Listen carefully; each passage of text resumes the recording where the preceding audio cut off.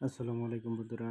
আজকে আমি অফিস থেকে বের হয়ে বাড়িতে আসার সময় বউলাই নতুন রাস্তার পাশে বন্দের বাড়ির রেস্টুরেন্টে আমি আর আমার এক বন্ধু ঘুরতে আসছি।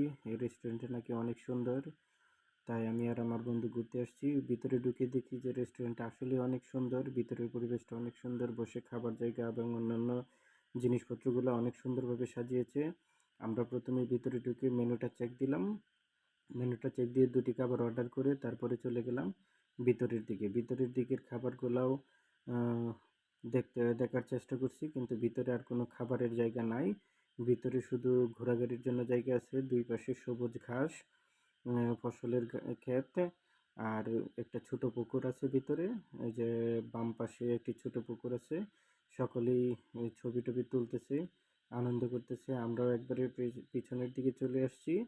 পিছনে অনেকেই আসছে ঘুরতে, কেউ কেউ আবার আসছে প্রিয়জনকে নিয়ে সময় কাটানোর জন্য। আবার অনেকেই আসছে ফ্যামিলির এবং আত্মীয় স্বজনকে নিয়ে ঈদের পরবর্তী সময়টা একটু ঘুরে দেখার জন্য।